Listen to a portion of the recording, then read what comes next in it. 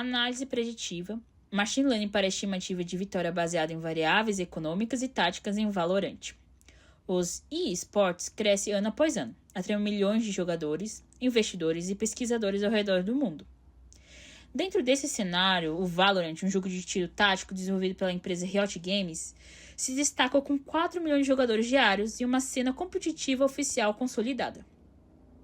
Essa pesquisa nasce com uma pergunta muito simples, mas estrategicamente relevante. Quando um time entra em um round, uma partida em desvantagem econômica, quais são os fatores que podem favorecer a sua vitória? No Valorant, cada round, os jogadores recebem crédito para comprar mais armas, escudos e habilidades. Quanto mais investe, maior a vantagem potencial. Mas nem sempre os times com mais recursos vencem. E entender o porquê isso acontece é o coração dessa pesquisa. Para isso, este trabalho tem 4 objetivos principais. O primeiro é mapear os dados históricos de partidas de profissionais de Valorant, da Champions Tour entre o ano de 2021 e 2024, estruturando as variáveis de economia por round, como créditos disponíveis e armamentos utilizados. O segundo objetivo é analisar a correlação entre essas variáveis econômicas e o resultado dos rounds, identificando o peso estatístico de cada fator no início de cada rodada. O terceiro é desenvolver um modelo preditivo utilizando o algoritmo Randall Forest, mas é um método utilizando uma máquina de aprendizado supervisionado, capaz de calcular a vitória com base no estado hormônico de per round e outros modelos também de algoritmos. Quarto objetivo é interpretar o resultado de forma estratégica, transformando dados em insights para entender quais cenários em um time de desvantagem econômica pode reverter o resultado. O dataset utilizado conta com mais de 670 mil rounds analisados e o modelo alcançou 73% de acurácia. Os resultados que os times adotam em uma postura de eco-agressiva, têm 3,5 vezes mais chance de reverter os rounds desfavoráveis do que aqueles que economizam passivamente. Essa pesquisa, então, ela observa, busca mostrar que o esporte é um campo legítimo para análises de dados. Em que dentro de um jogo competitivo, existem padrões que podem sim ser medidos e previstos e utilizados estrategicamente. Então, agora que a gente já apresentou o tema, eu vou contextualizar rapidinho o cenário do nosso trabalho em basicamente 3 coisas: o jogo, o mundo dos esportes e, por último, o que é Machine Learning.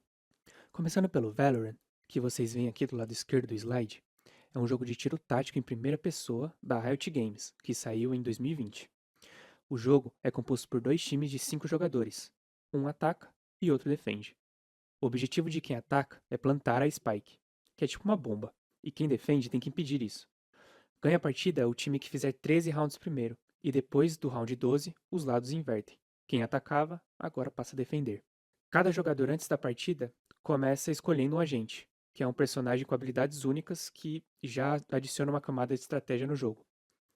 Agora, do lado direito do slide, está o que mais importa pra gente, a economia dos rounds. A cada round, os jogadores ganham créditos que vão aumentando conforme as ações deles dentro do jogo, e usam esses créditos para comprar uma arma, um colete e habilidade. E aqui surgem diferentes tipos de compras, que dá para ver listados aqui. O full buy, que é quando um time tem 20 mil ou mais, e aí compra um rifle, armadura e habilidades. Ou seja, eles vão com tudo para tentar ganhar um round. O semi-buy, ou forçado, que é um valor intermediário, onde dá para pegar uma SMG ou uma pistola melhor e tentar ainda assim ganhar o round. O semi-eco, ele é uma meia compra com uma pistola melhorada, onde ainda assim gastam um pouco de créditos, para tentar achar alguma oportunidade no round, mas já vão nesse round tendo em mente que tem pouca chance de ganhar. E por fim, o eco, que é o round econômico, que é quando o time não tem quase nada e vai só de pistola padrão, sem armadura nem habilidades, para guardar os créditos dos próximos rounds. E essa última linha do slide resume bem o dilema do jogo: brigar agora ou guardar para brigar depois? Essa decisão de gastar ou economizar os créditos é justamente o coração da nossa pesquisa. E por que a gente estuda isso num jogo? Porque os esportes vêm crescendo absurdamente. Cada ano, mais gente, mais dinheiro, mais investimento. E com isso, a análise de dados das partidas virou algo bem valioso, tanto para os times quanto para o público. O Valorant ele tem milhões de jogadores e por conta disso surgiram torneios oficiais, como o VCT, que é a principal liga mundial. São os dados desse campeonato que a gente está usando no nosso estudo. E aí entra a parte técnica, o Machine Learning. que de forma simples é uma área que cria algoritmos capazes de aprender com dados e fazer previsões. E em vez da gente programar as regras prontas, o algoritmo acha os padrões sozinho. Isso já é usado em tudo, na medicina, finanças, marketing e também agora em jogos. No nosso caso, a gente usou um modelo chamado Random Forest, que junta várias árvores de decisão trabalhando juntas. E ele é bom porque ele lida bem com muitas variáveis e ainda deixa a gente entender o peso de cada uma delas no resultado. Então, juntando tudo isso, um jogo com uma economia bem rica, um mercado de esportes em plena expansão e o machine learning como ferramenta para a gente conseguir tirar o conhecimento real desses dados, é isso que dá a base para o nosso trabalho. E agora os meus colegas vão falar um pouco da metodologia e dos resultados que nós obtivemos. Para o desenvolvimento do nosso trabalho, foi necessário que nós compreendêssemos melhor a aplicação de machine learning para jogos. Para isso, a gente pesquisou alguns artigos e alguns estudos feitos recentemente, e nós vimos que essa aplicação dessas metodologias para a predição de partidas foi usada já com outros jogos, como CSGO, Dota 2, League of Legends. E a gente viu que nesses artigos e nesses estudos, as variáveis econômicas acabavam tendo um peso e uma importância. Para isso, e com base nesses artigos, o modelo de machine learning que a gente utilizou no nosso projeto foi o modelo de Random Forest. Ele é basicamente uma árvore de decisão, mas com um porém, onde não é uma única árvore, mas um conjunto de várias árvores que fazem análises independentes entre si com subconjuntos distintos de dentro do dataset que é fornecido. Isso traz uma análise mais robusta, mais interpretável. E é um algoritmo usado em Sports Analytics, inclusive, e é o nosso objetivo, já que a gente está falando de uma categoria de esporte. Para isso, a gente usou os dados obtidos no Valorant Champions Tour, que é basicamente o campeonato, a Liga Mundial de Valorant. Tem 3 ligas principais, América, Pacífico e Europa.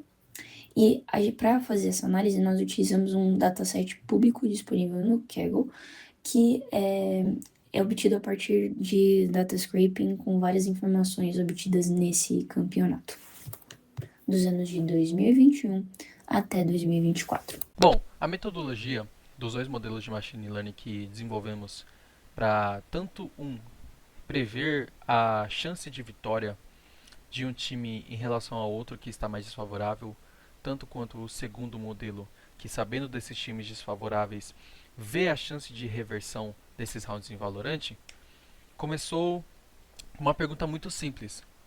Basicamente, em rounds onde o time está em desvantagem econômica, tanto gastando pouco equipamento, com pouco dinheiro, poucas armaduras, quais são os fatores que aumentam a chance de vitória?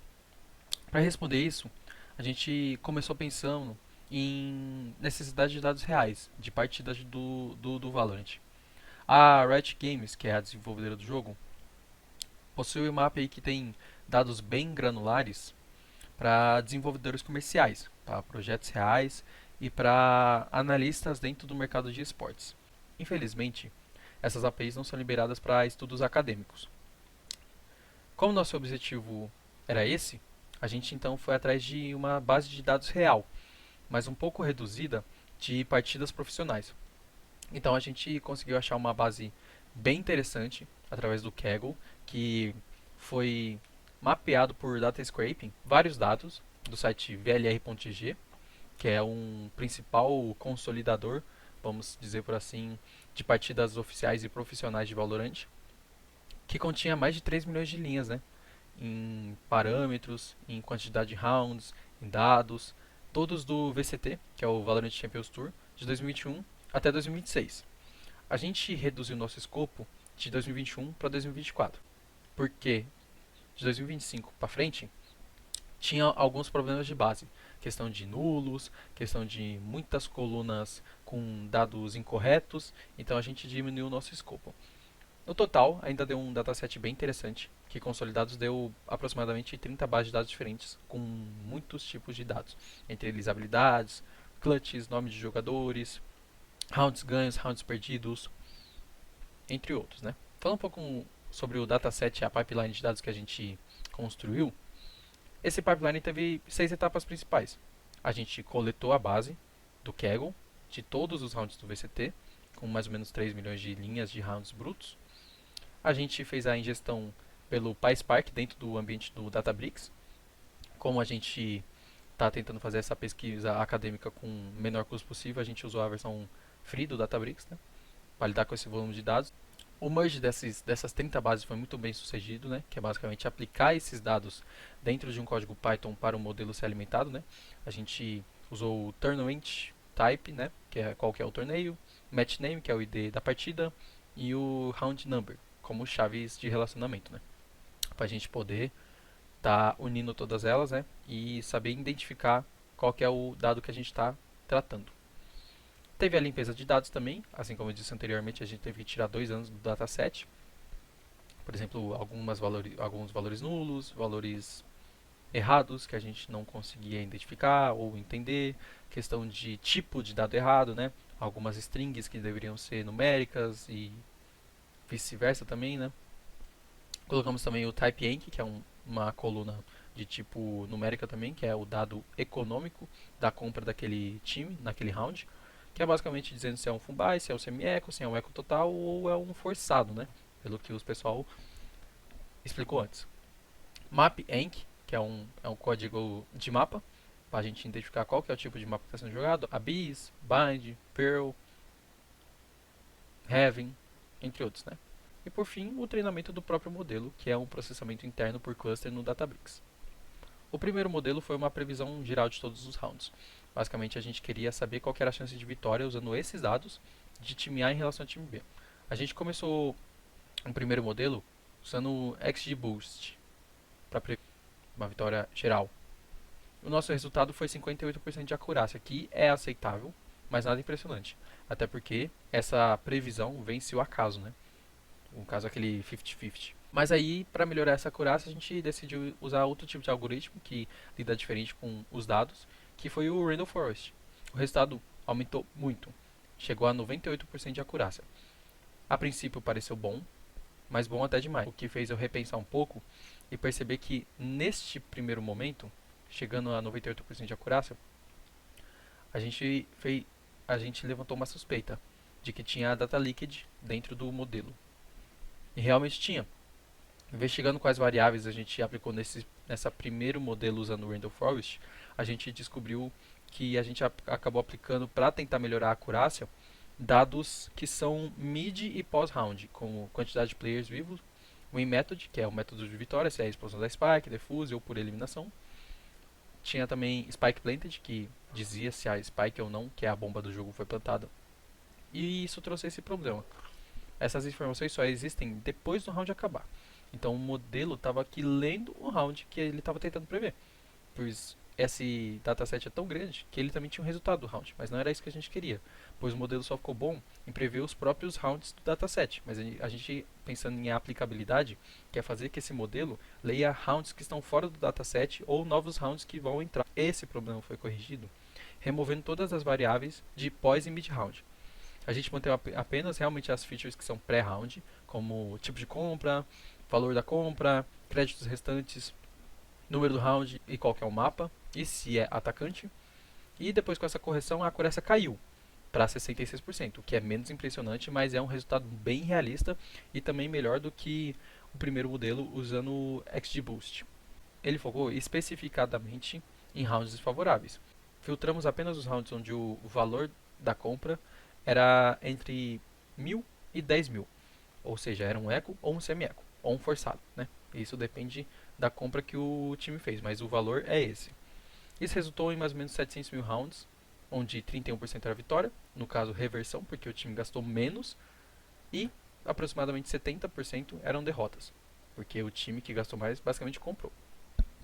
A gente usou as mesmas features do modelo pré-round do primeiro modelo, né? O mesmo Random Forest com 100 árvores, né? Profundidade de 15 nós de aprendizado de cada uma, né? E o resultado desse modelo e o resultado desse segundo modelo foi 76% de acurácia. Melhor que o geral, porque a gente estava focando um padrão específico de reversão e desvantagem econômica. É importante entender também o que é o loss bonus dentro do Valorant.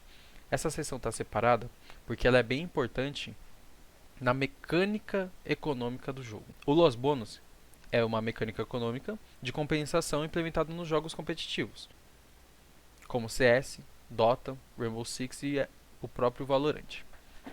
Ele é feito para mitigar o efeito bola de neve dentro das partidas, que é basicamente o time ganha 2 ou 3 rounds seguidos, ele fica com uma economia muito mais forte do que o outro time. Para isso, o Los Bônus entra para tentar gerar competitividade e equilibrar a economia dos dois times. Ele também serve para equilibrar a discrepância financeira, para não ter uma diferença muito alta entre os dois times, e garantir integridade competitiva, permitindo com que os times em desvantagem ainda possam disputar rodadas armadas.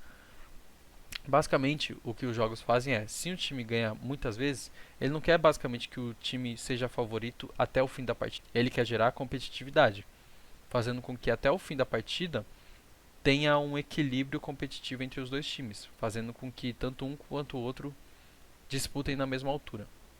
Por que isso é importante? No Valorant, alguns rounds são chaves para vencer o jogo, como o Pistol, o Echo, Anti-Echo e isso também na virada de lado.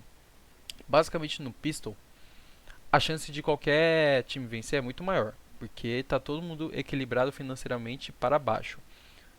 Você não tem dinheiro de comprar arma forte, não tem dinheiro para comprar escudo, então você tem que meio que se virar para matar os outros inimigos e plantar spike com armamento ruim. E o outro time também.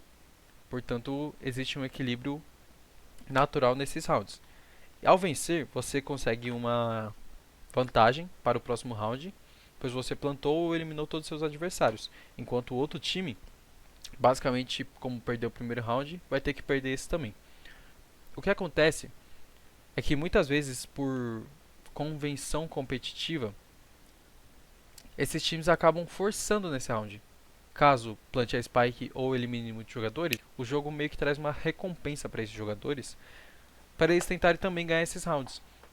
E esse é um round que, para o modelo, diz que é muito bom realmente forçar, para poder ter essa maior chance. E também é entendido que ao forçar, tendo chance menor, mas comprando um armamento competitivo, os jogadores jogam muito melhor e em conjunto, fazendo com que táticas competitivas funcionem melhor nesses tipos de rounds. Por isso que o Lost Bones é importante e é nesse tipo de round que o modelo se sai bem e diz sim para forçar para poder gerar competitividade dentro da própria partida. No fim das contas, a gente teve sim problemas, tanto da API quanto da Data Leakage, que nos ensinou uma lição crucial. Os modelos com alta acurácia podem estar escondendo uns erros fundamentais. E, ao limpar as variáveis, entender teoricamente o que a gente queria chegar, a gente chegou em um modelo realista que captura os padrões genuínos dentro das reversões, né?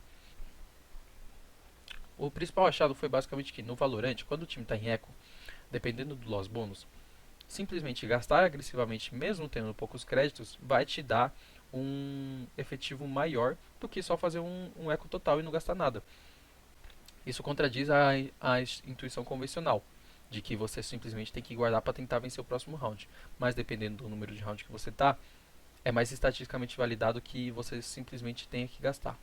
O principal achado desse artigo é a importância da variável de créditos restantes. Nós descobrimos que ela tem um impacto muito grande na reversão do jogo. Quando um time decide seguir um modo de economia eco, ele pode fazer isso por dois motivos. O primeiro nós chamamos de eco agressivo, que é quando o time tem pouco dinheiro e gasta tudo que tem para comprar armaduras, para comprar pistola melhor. E nesses casos, a taxa de reversão é de 49,9%. É uma taxa bem alta. Enquanto o outro modo de eco, que nós chamamos de eco passivo, é quando o time tem dinheiro, mas ele acaba optando por não comprar as coisas para poder salvar esse dinheiro para uma próxima rodada. Nesses casos, a taxa de reversão cai para 14,3%. A variável de créditos restantes acaba dizendo para a gente o posicionamento daquele time. Se eles estão jogando essa passiva agressivamente por necessidade ou se por opção eles estão tomando um passo para trás como estratégia para uma próxima partida. A escolha por trás da decisão de seguir com o modo eco acaba impactando tanto quanto a escolha do modo eco, onde nós vimos que os times que optam por seguir o eco agressivo aumentam a taxa de reversão em 3,5 vezes. Para nos aprofundarmos um pouco mais nos resultados trazidos pelo modelo, a gente fez a análise de valores SHAP, que são utilizados para compreender melhor as predições feitas por modelos de machine learning. E uma coisa muito interessante que o gráfico nos mostra é exatamente a importância do impacto de créditos restantes, que foi o que nós falamos no slide anterior. Então, o quanto sobrou após a compra acaba sendo a coisa mais importante. Mas tem algumas outras informações que também impactam no resultado de reversão da partida. A segunda variável que nos importa é o que exatamente foi comprado com o dinheiro. Isso acaba impactando a maneira com que o jogo vai ser jogado e os recursos que os times terão em mão. Logo em seguida, muito perto, a gente vê que uma outra coisa que afeta é o número da rodada. É para dar um contexto temporal e da partida do que está acontecendo. Se são os rounds iniciais, onde está todo mundo com mais ou menos a mesma quantidade de dinheiro, ou se são os rounds finais, onde os times já estão mais bem estabelecidos. E por fim, a gente tem 3 tipos de variáveis que têm um impacto menor, mas acabam sendo relevantes, cada uma da sua maneira, que é o tipo de mapa, o tipo de economia e o lado. E somando o lado, se ele é atacante ou se ele é defensor. E somando essas 3 variáveis, o impacto dela acaba sendo de 12%. Então elas não têm individualmente um peso tão grande, mas são relevantes para o modelo de machine learning. Para uma análise um pouco mais aprofundada do impacto de cada uma das features, a gente consegue ver através de um gráfico B-Swarm, onde a gente vê, por exemplo, que para créditos restantes vai ter uma concentração de pontos azuis, que indicam uma quantidade baixa de créditos restantes, todas concentradas do lado direito do mapa. Isso vai nos mostrando que quanto menor a quantidade de crédito, maior o impacto na reversão da partida.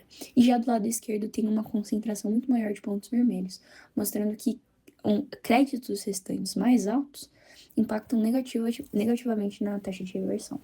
E a mesma coisa a gente consegue observar uma tendência entre as cores no valor daquilo que foi comprado, né?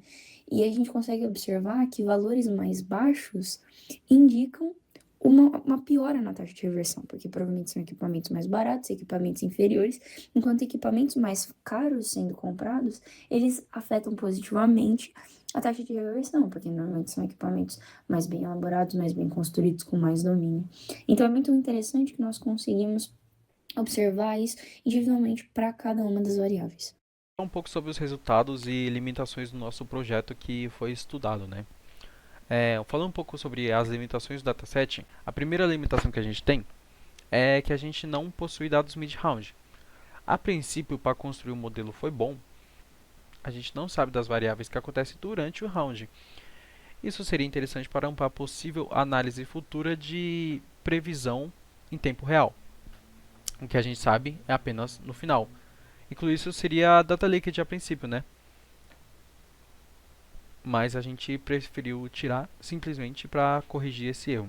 A segunda limitação é que os dados de economia são agregados por mapa e por time, não por round individual. O time pode ter uma estratégia em Echo na Heavy muito diferente de uma estratégia de Echo na Split, que são 2 mapas diferentes. Mas nossa base, nosso dataset, não captura essa granularidade. É importante notar que mesmo com essa limitação, o modelo tem 73% de acurácia, que é um bom resultado. A terceira limitação é que a gente sentiu a falta de uma API para ter dados mais granulares, né? Assim como eu disse, teve 2 milhões de rounds analisados aproximadamente, mas no uso de uma API, a gente não teria só partidas profissionais. A gente teria, por data, todas as partidas jogadas em Valorant e os dados necessários que a gente teria que estudar dentro delas.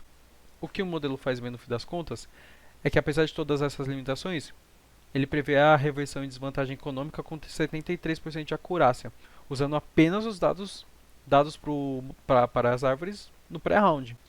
Em resumo, o modelo é realista, validado e prático. Ele tem limitações conhecidas que não invalidam os achados e responde uma pergunta original, que responde que, no Echo, em certos rounds, como loss bônus alto ou perto de pistols, gastar agressivamente é 3.5 vezes mais eficaz do que simplesmente guardar todo o seu dinheiro para os próximos rounds.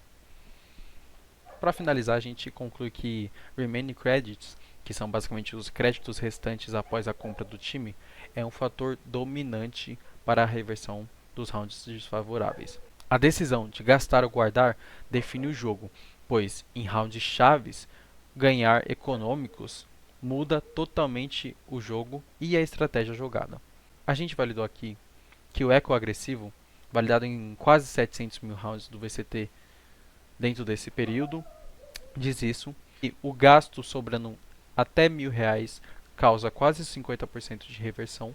O nosso modelo possui uma acurácia de 73% sem data leakage, que é um resultado honesto e reproduzível. E nossos gráficos chapes garante interpretabilidade, sabendo o que e por que o modelo prevê. Para trabalhos futuros, a gente gostaria de avaliar situações mid-game para tentar fazer uma análise em tempo real, ver fator como ultimates, habilidades, composição de agentes, por round individual, né? Para que no fim a gente possua essa análise de predição em tempo real. Chegamos à parte final da nossa apresentação e é aqui que eu quero juntar tudo o que vimos até agora, os dados, os gráficos e os modelos, e transformar isso em algo prático, em algo que de fato responda a pergunta que nos trouxe até aqui. O que realmente determina se um time vai virar um round desfavorável no Valorant? E a resposta nos surpreendeu. Olhando para o nosso dashboard, temos 3 grandes conclusões que eu quero destacar para vocês. A primeira é: créditos importam, mas não do jeito que a gente imagina. A variável créditos restantes respondeu por 52,9% de toda a importância do modelo. Ela sozinha pesa mais do que as variantes mapa, número de rounds e laudo de time, todas juntas. Mas o achado mais interessante, e que eu gosto de chamar de o paradoxo do eco agressivo, é que ter muitos créditos restantes num round economicamente desvantajoso está associado a menos vitórias e não mais. Times que saem de rounds eco com menos de 1.000 créditos porque gastaram tudo em coletes e pistolas e porque brigaram até o fim pela vitória no round, têm uma taxa de reversão próxima de 50%. Já times que ficaram com 4.000 créditos ou mais no banco e que essencialmente desistiram do round para guardar para os próximos, vencerão apenas 14% das vezes. Isso significa que dar um round por perdido é estatisticamente a pior estratégia. E brigar e gastar mais para tentar ganhar é 3,5 vezes mais efetivo do que guardar. A segunda conclusão é que o mapa não muda quase nada a partida. Olhando o ranking de mapas do dashboard, do Sunset, que é o primeiro local com 32,6% de win rate, até o Epsis, que está em último com 29,9%, temos uma variação total de apenas 2,7 pontos percentuais entre 11 mapas diferentes. Isso é um sinal claro de que o design competitivo do Valorant cumpre o que promete, e que o equilíbrio entre os mapas é real e nenhum deles funciona como um atalho para a vitória. E a terceira conclusão é sobre o próprio modelo. Mas a boa notícia é que sua especificidade é de 85,8%. Ou seja, quando ele prevê derrota, ele quase sempre está correto. Esse perfil nos diz que as variáveis pré-round capturam bem os padrões de derrota, mas a vitória, especialmente as reversões, dependem de execução, de leitura de jogo, de fatores que acontecem dentro do round e que ainda não temos como capturar antes dele começar. Isso, inclusive, abre caminho para pesquisas futuras, modelos em tempo real com dados de jogadores ao vivo, de agentes escolhidos, de posicionamento durante a partida, entre outras coisas. No fim, o que este trabalho mostra é que a economia no Valorant não é só uma mecânica de jogo. Ela é um condutor estratégico com causalidade direta sobre o resultado. E agora nós temos um modelo capaz de quantificar isso, de transformar uma decisão que os jogadores tomam por intuição em dados concretos, em probabilidade e informação de verdade. Seja para técnicos de time profissionais, validando decisões econômicas durante a partida ou durante treino, ou seja para transmissões ao vivo exibindo as chances de reversão em tempo real. Ou até para plataformas de SAS voltadas a jogadores amadores. A aplicação desses resultados é real e está ao alcance. Para fechar, eu quero agradecer ao nosso professor e orientador, o Estevão Volpini, pela condução do projeto e pelo suporte em cada etapa do desenvolvimento. Aos meus colegas de grupo, o Douglas, a Andressa, o Davi e a Cristiane, pela parceria, pelas discussões, pelas horas de código e pelas entregas que estamos apresentando hoje. À Universidade Embi Morumbi e à coordenação do curso de Engenharia da Computação por nos proporcionar o ambiente e as ferramentas para desenvolver um trabalho como este. E a todos que acompanharam nossa apresentação aqui hoje, obrigado por dedicar o tempo de vocês ao nosso projeto. Esse é o nosso TCC, esperamos que ele contribua não só para a análise do Valorant, mas para mostrar que o eSport é um campo sério, rico em dados e completamente válido como objeto de estudo acadêmico.